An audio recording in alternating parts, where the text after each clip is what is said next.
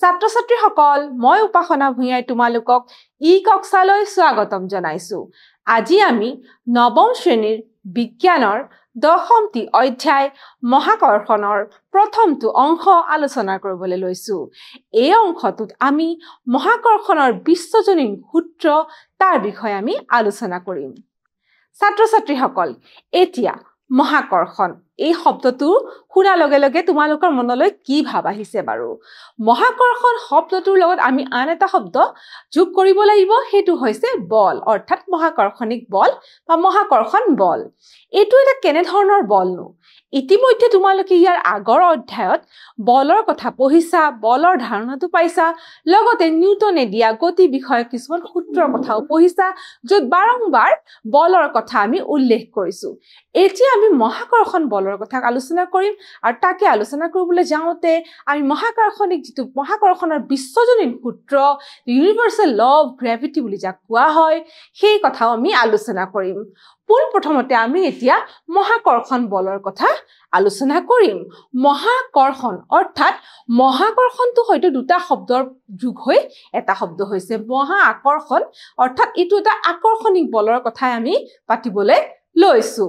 এতিয়া চোৱাচোন, কেইটামান উদাহৰণ দিয়া হৈছে, কেইটামান উদাহৰণ ইয়াত আমি দিছো। এই উদাহৰণবোৰ চোৱাচোন কেনে ধৰণৰ উদাহৰণ দিছে যে গ্ৰহই সূৰ্যৰ চাৰিওফালে ঘূৰে। হয়, এইটো আমি সকলোৱে জানো, এইটো হৈ থকা কাৰ্য এটা। গ্ৰহই সূৰ্যৰ চাৰিওফালে ঘূৰে, সকলো গ্ৰহে আমি জানো আমাৰ সোলাৰ চিষ্টেমৰ গ্ৰহবিলাকে সূৰ্যৰ চাৰিওফালে ঘূৰি থাকে। ঠিক তেনেধৰণে কিন্তু আমাৰ পৃথিৱীৰ চাৰিওফালেও চন্দ্ৰ ঘূৰি থাকে। চন্দ্ৰই পৃথিৱীৰ চাৰিওফালে ঘূৰে।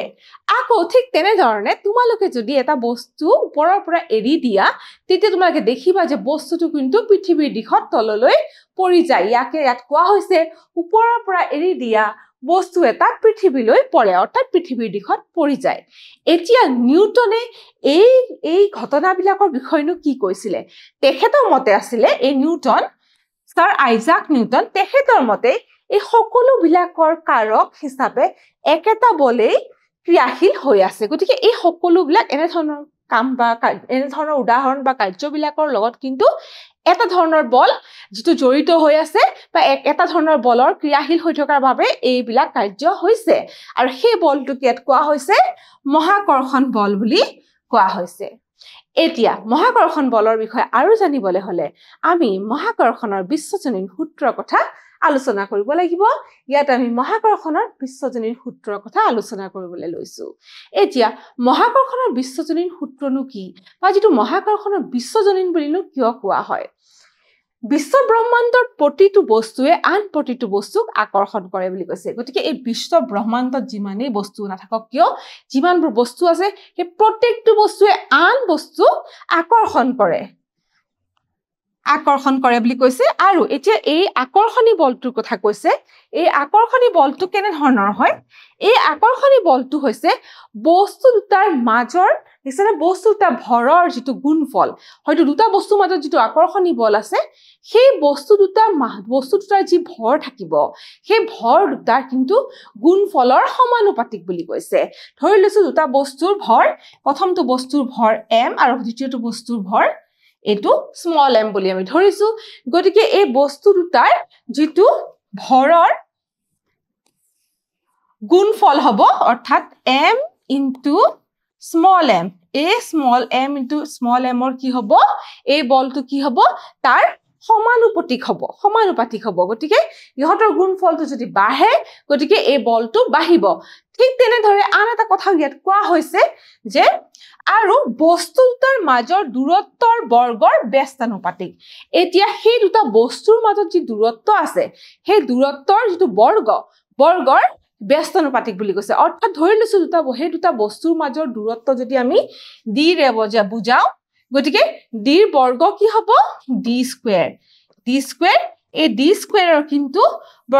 ব্যস্তানুপাতিক বুলি কোৱা হৈছে। অৰ্থাৎ যেতিয়া এই দূৰত্বটো বস্তু দুটাৰ মাজৰ দূৰত্ব বাঢ়ে, তেতিয়া কি হ'ব, তাৰ বৰ্গও বাঢ়িব, আৰু তেতিয়া কি হ'ব, এই বল বা আকৰ্ষণিক বল কমিব বুলি কৈছে। আৰু ব্যস্তানুপাতিকৰ অৰ্থ সেইটোৱে যে যেতিয়া এই দুটা বস্তুৰ মাজৰ দূৰত্ব বাঢ়িব, তেতিয়া কি হ'ব, তেতিয়া এই আকৰ্ষণী বল কমিব আকৌ সেই বস্তুটোৰ যেতিয়া ভৰ বাঢ়িব তেতিয়া সেই আকৰ্ষণী বলটো বাঢ়িব বুলি কৈছে তাৰ অৰ্থই হৈছে সমানুপাতিকৰ অৰ্থ হেতুৱে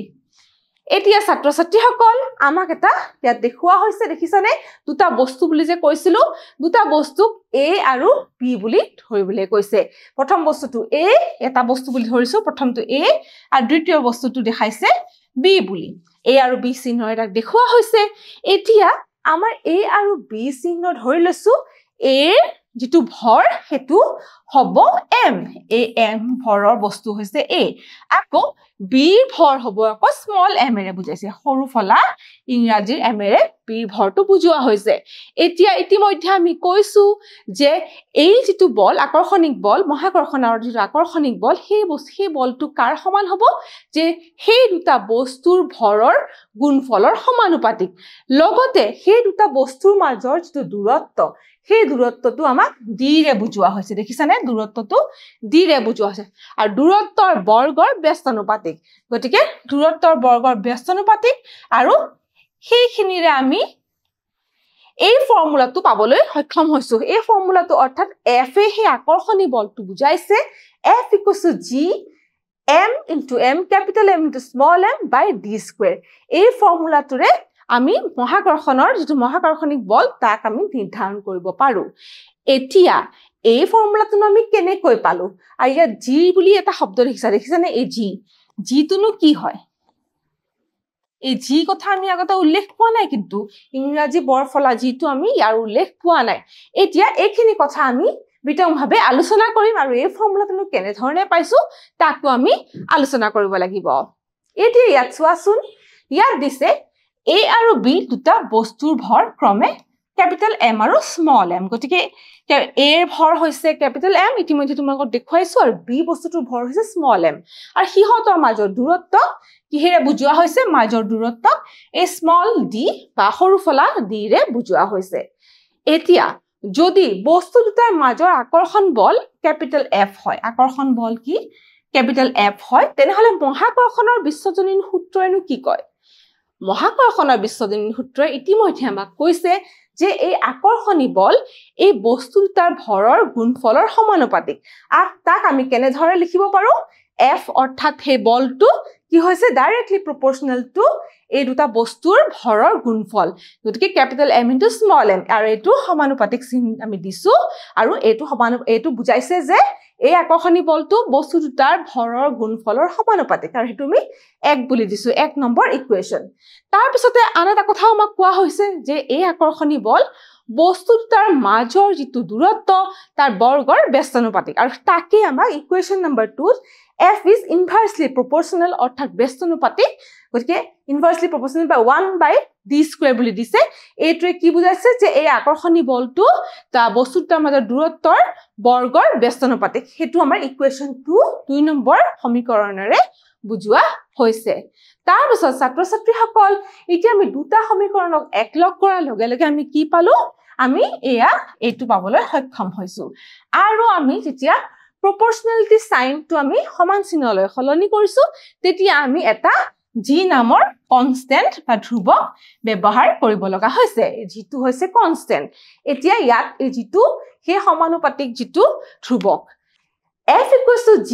capital M * small m by d square তেনে ধৰণে আমি এতিয়া হে আকৰ্ষণী বলটোৰ মান পাবলৈ সক্ষম হলো এটা ফৰ্মুলা পাবলৈ সক্ষম হলো ইয়াত দিয়া হৈছে ইয়াত g এটা সমানুপাতিক ধ্ৰুৱক ইতিমধ্যে জনাইছো এই g টো কি হৈছে এটা সমানুপাতিক ধ্ৰুৱক আৰু এইটো ক্ষেত্ৰত ইয়াক এটা বিশেষ নাম দিয়া হৈছে আৰু ইয়ে হৈছে মহাকৰ্ষণৰ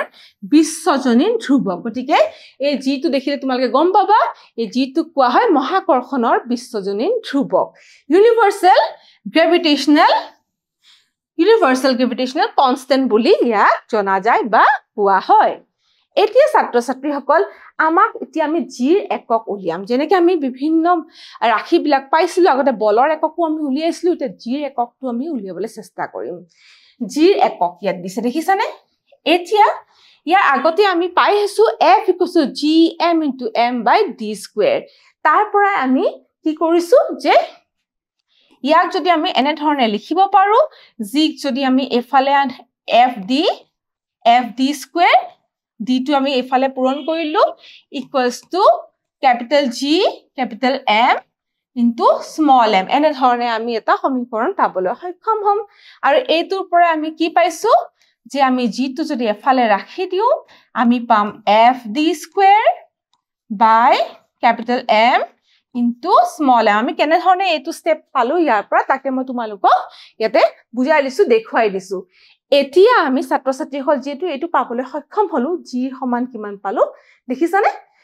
f into d square by capital M into small m এতিয়া f হৈছে ফোর্স বা বল এতিয়া বলৰ SI একক কি আছিল আমি জানো বলৰ SI একক নিউটন যা ক্যাপিটাল লেটাৰ n এৰে বুজোৱা হৈছে তাছত d square d মানে দূৰত্ব বুজাইছে আৰু দূৰত্বৰ SI একক মিটাৰ যেহেতু বৰ্গ হৈ আছে গটিকে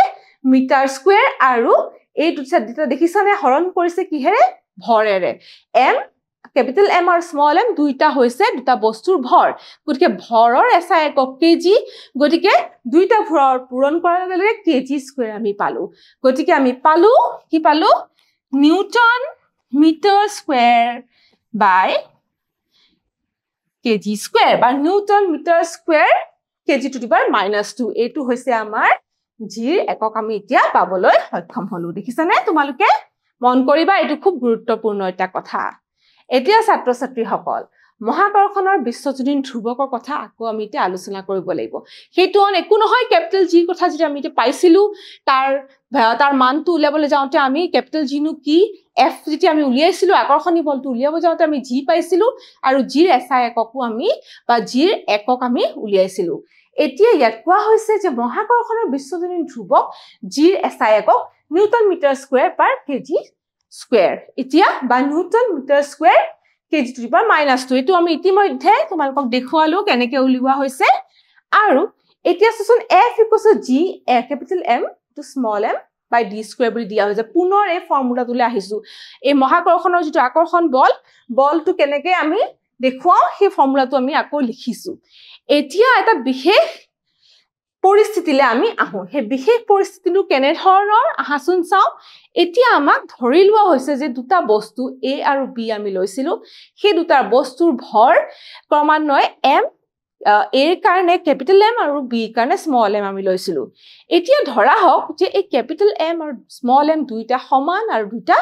1 কেজি বুলি দিয়া হৈছে আৰু এই a আৰু b দুটা মাজৰ দূৰত্ব যদি 1 মিটাৰ হয় হেয়া যদি আমি ইয়াতে বহুৱাই দিও তেনেহলে আমি কেনে ধৰণৰ পৰিস্থিতি পাম গতিকে আমি কি পাম দেখিছানে f = আমি g পাবলৈ সক্ষম হম কাৰণ ইয়াত g গুটে গিটাৰ m ৰ জায়গাত আমি 1 বহুৱাব লাগিব আৰু d স্কয়াৰৰ জায়গাটো আমি 1 বহাই 1 স্কয়াৰ বহুম আলটিমেটলি আমি কি পাবলৈ সক্ষম হম আমি g পাবলৈ সক্ষম হম গতিকে f = g হ'ব কেতিয়া যেতিয়া দুইটা বস্তুৰ ভৰ 1 কেজি হ'ব আৰু দূৰত্ব তাহাঁ দুটাৰ মাজৰ দূৰত্ব 1 মিটাৰ হ'ব মহাকৰ্ষণৰ বিশ্বজনীন ধ্ৰুৱক জি সংখ্যাগতভাৱে মহাকৰ্ষণ বলৰ সমান হ'ব আৰু তেনে এটা পৰিস্থিতিত কি হ'ব এই জি মান কিন্তু মহাকৰ্ষণ বলৰ সমান হৈ পৰিব এতিয়া ছাত্ৰ-ছাত্ৰীসকল জিৰ মানৰ কথা কৈছে এতিয়া জিৰ মান কিমান আছিলে এই এজন বৈজ্ঞানিক হেনৰি কেভেন্ডিছ তেখেতে জিৰ মান নিৰ্ধাৰণ কৰিবলৈ সক্ষম হৈছিলে তেখেতে জিৰ মান নিৰ্ধাৰণ কৰিবৰ বাবে সংবেদনশীল তুলাচনী এখন ব্যৱহাৰ কৰিছিলে এই সংবেদনশীল তুলাচনী সেনসিটিভ ব্যালেন্স বুলি কোৱা হয় এইখন ব্যৱহাৰ কৰি জিৰ মান তেখেতে নিৰ্ণয় কৰিব পাৰিছিলে আৰু তেখেতে জিৰ মানক কি বুলি নিৰ্ণয় কৰিছিলে বা কি বুলি নিৰ্ধাৰণ কৰিছিলে 6.67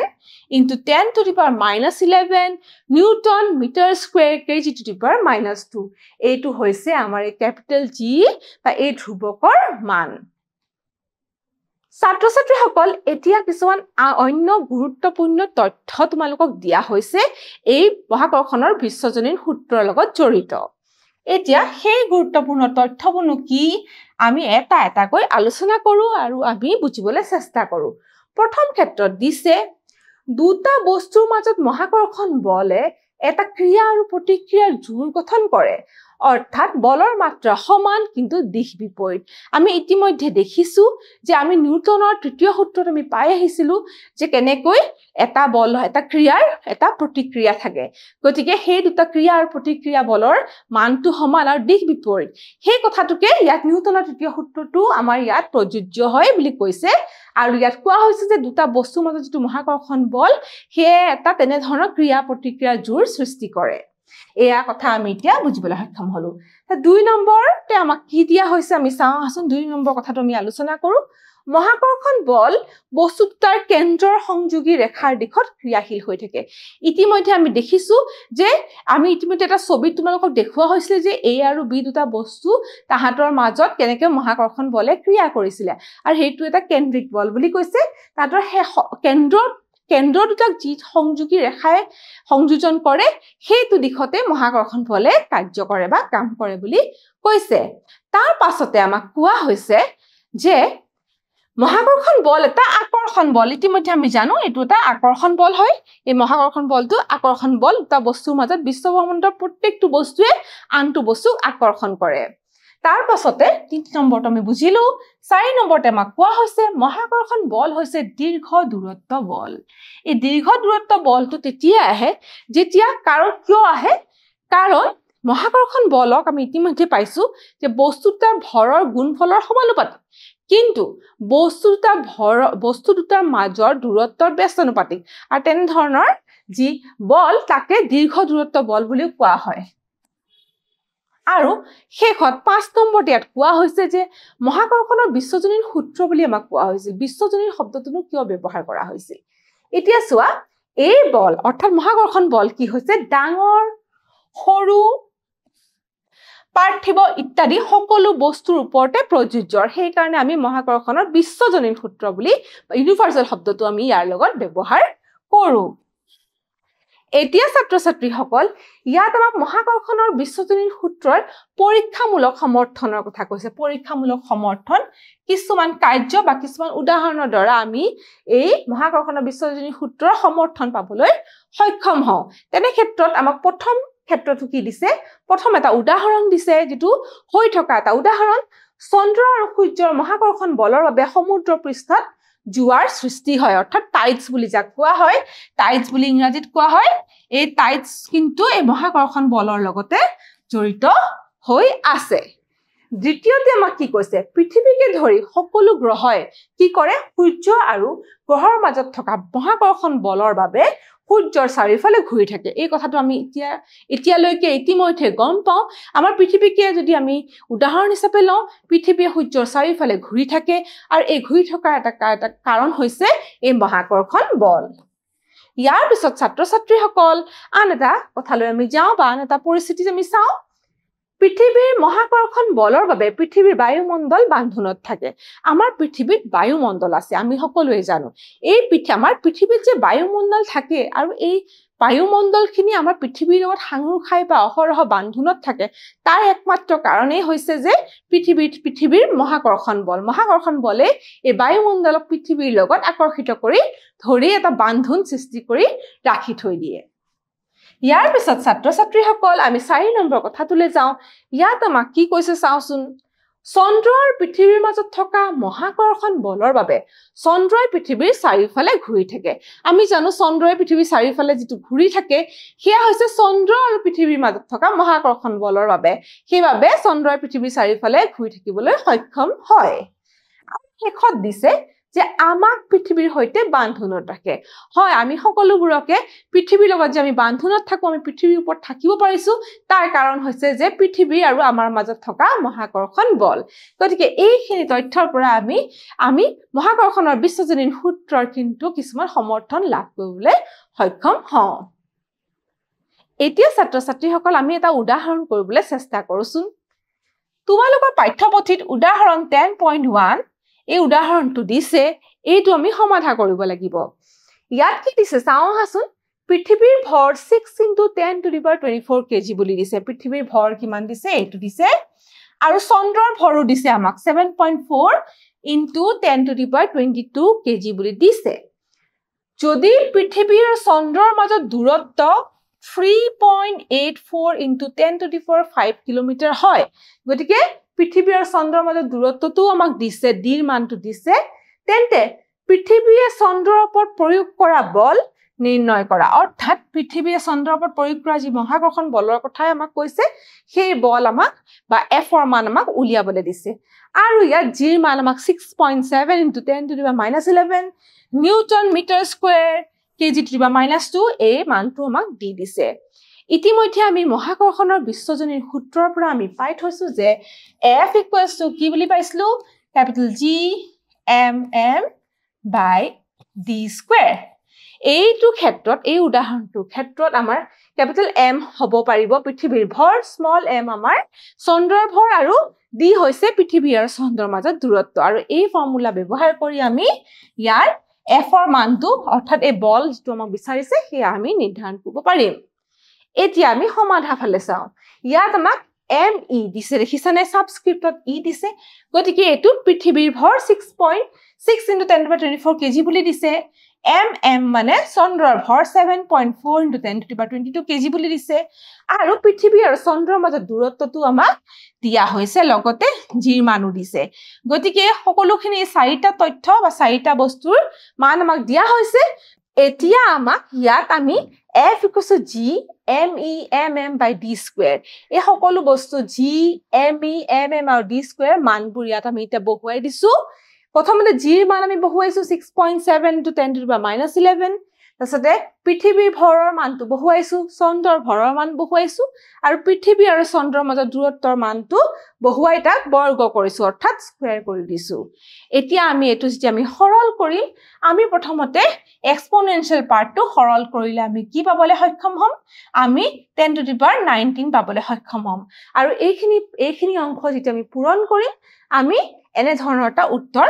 পাবলৈ সক্ষম হ'ম আৰু আমি স্ট্যান্ডাৰ্ড ফৰ্মত যেতিয়া আনিম 20.17 into 10 to the power 19 এটো যদি আমি স্ট্যান্ডাৰ্ড ফৰ্মত আনিম স্ট্যান্ডাৰ্ড ফৰ্মত আনিলে তেতিয়া আমি এটা দশমিক আগলে আনি 10 to the power 20 নিউটন বুলি আমি ইয়াৰ বলৰ মান যেটো আমাক খুদিছিলে বলৰ মানটো পাবলৈ আমি সক্ষম হৈছো ছাত্ৰ-ছাত্ৰী সকল আজি আমি আমাৰ এই অংশটোত মহাকৰ্ষণ বলৰ বিষয়ে আলোচনা কৰিলো মহাকৰ্ষণৰ বিশ্বজনীন সূত্ৰটোৰ কথা আলোচনা কৰি লগতে আমি উদাহৰণো কৰিবলৈ চেষ্টা কৰিলো এতিয়া কিছুমান মূল্যায়নৰ প্ৰশ্ন কৰি চাও আহাচোন প্ৰথম প্ৰশ্নটো আমাক খুদিছে g ৰ SI একক হল এই g অৰ্থাৎ মহাকৰ্ষণৰ বিশ্বজনীন ধ্ৰুৱকৰ SI এককটো কি আছিল মহাকৰ্ষণৰ বিশ্বজনীন ধ্ৰুৱকৰ SI এককটো আমি ইতিমধ্যে পাইছিলো যে newton metre square per kg to the power -2 গতিকে সেইটো আমি এয়া পাবলৈ সক্ষম হৈছো ইয়াৰ শুদ্ধ উত্তৰ হৈছে এয়া ইয়াৰ পিছৰ প্ৰশ্নটোত কি দিছে চাও আহাচোন ইয়াৰ পিছৰ প্ৰশ্নটোত আমাক দিছে মহাকৰ্ষণৰ বিশ্বজনীন ধ্ৰুৱক g ৰ মান এটা g ৰ মানটো আমি কি পাইছিলো 6.67 into 10 to the power -11 newton metre square per kg square হেতু আমি কোনটো অপচনত পাইছো কোনটো বিকল্পত পাইছো কত দি আছে 6.67 into 10 to the power -11 newton খত দিছে 6.67 into 10 to the power -11 newton metre square kg